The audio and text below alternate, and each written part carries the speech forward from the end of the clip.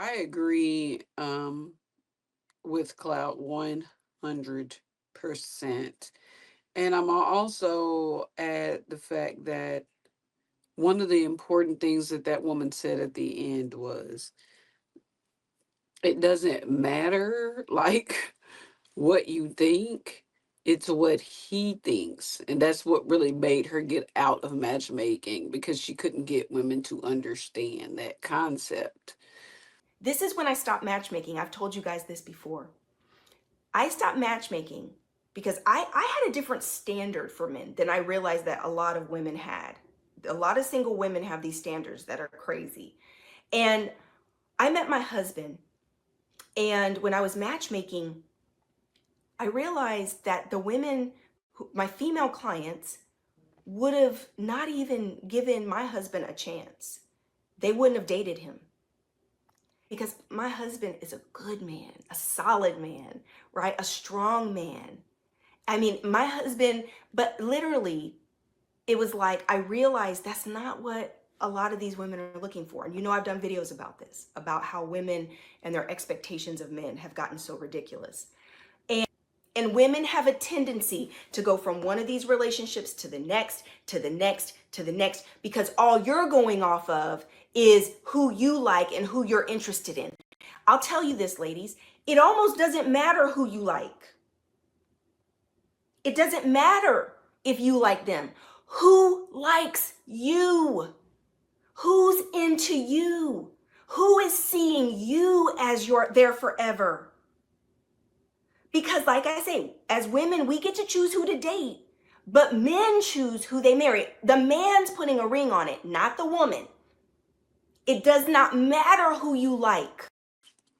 Which goes back to why I didn't want to answer the question about the wife and the good person and the good woman, because that's not a women's question. That's a male question. So that's all I wanted to say. I get it though.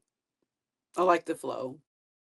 See, this is, I guess, is a conundrum because the thing is that we're taught, right, just in general, that our value is based on the market value, right, which means of how other perceives what our value is.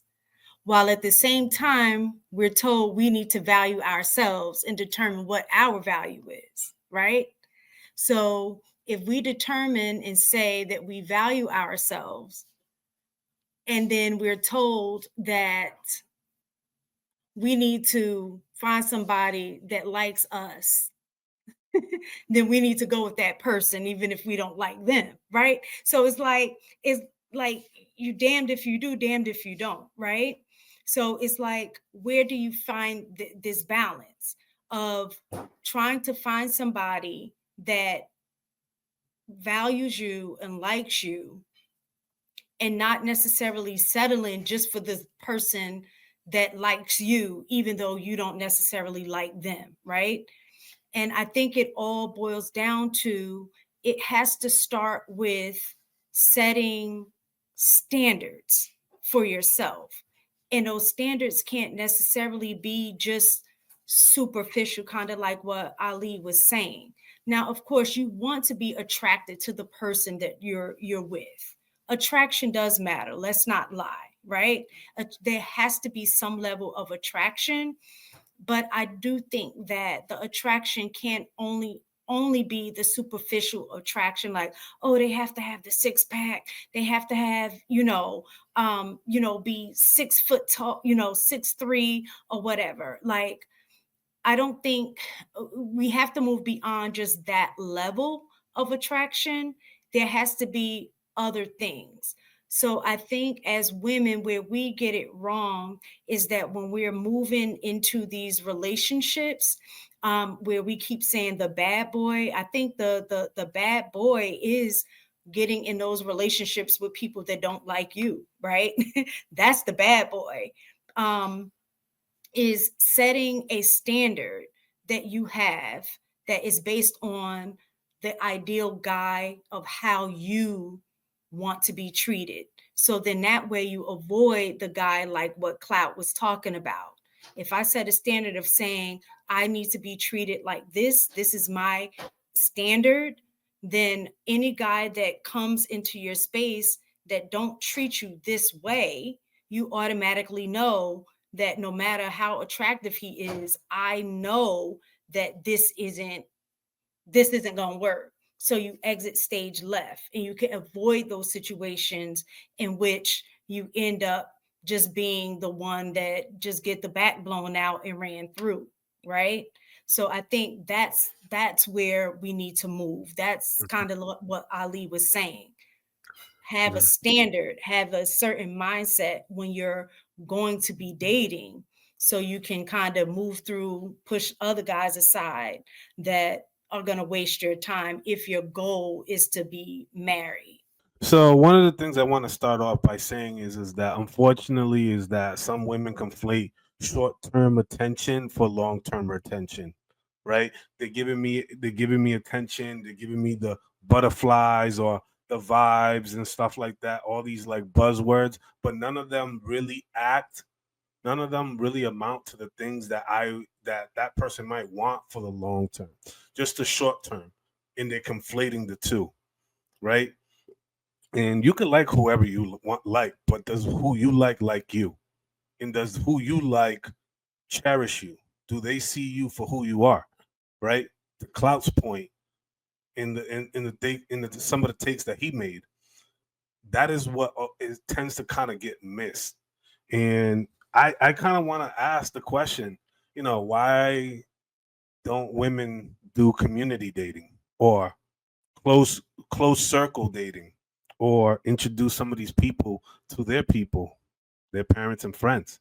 I find that a lot of women date in secret, because that bad guy that you like, you will never introduce him to your father, because the moment that man steps foot in the door, he already has sized him up and understands who he is and what he's about, and he'll tell you the conversation.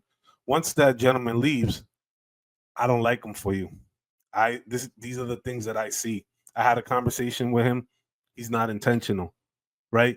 They don't introduce those individuals to their family, their mothers, brothers, right? Not the brothers, not the fathers, not the uncles, right? Because they know that men understand men, and they can see through the bullshit once they have those kind of conversations, right? And sort of what I tend to find that these bad faith examples are always from women who are dating in secret. They don't know who they're talking to. They don't know who they're dating or they're involved with, right? And sort of if you had that kind of reverse idea about getting to know someone based on values and virtues and stuff like that, and then you introduce these people to your people, or have certain events where they get to interact and talk to and get a sense of who they are, you can get a better insight of what this might be for the long term.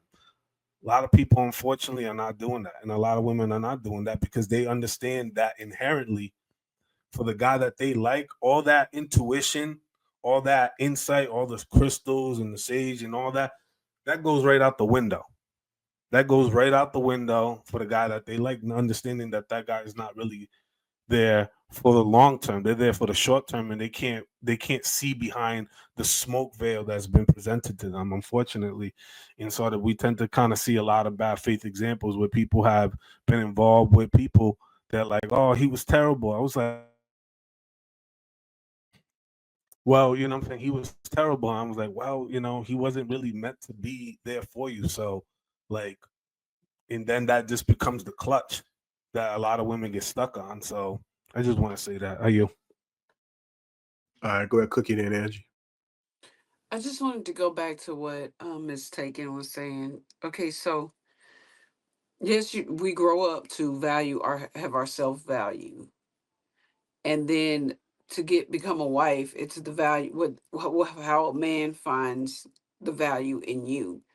The key to the balance is not to let rejection throw you into this spiraling pattern of I ain't shit because this one dude didn't want to be with me type thing. So,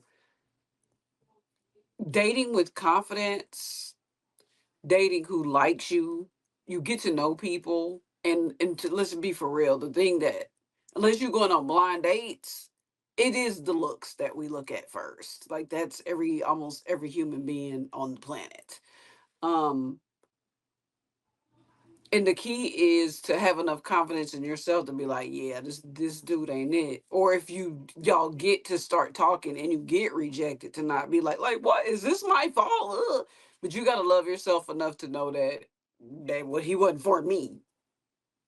It's not a problem if he doesn't like you. You know what I mean? So you got to keep your self worth while waiting for the guy to for the man for you that can like Clout was saying, that sees you for you and loves you for you, and you do the same for him. So it's a balance. I guess that's the balance, to make sure you don't spiral into bad boys and disliking yourself because that one guy that you really did it all for just didn't want to be with you. I think that's a big lesson that young ladies should learn.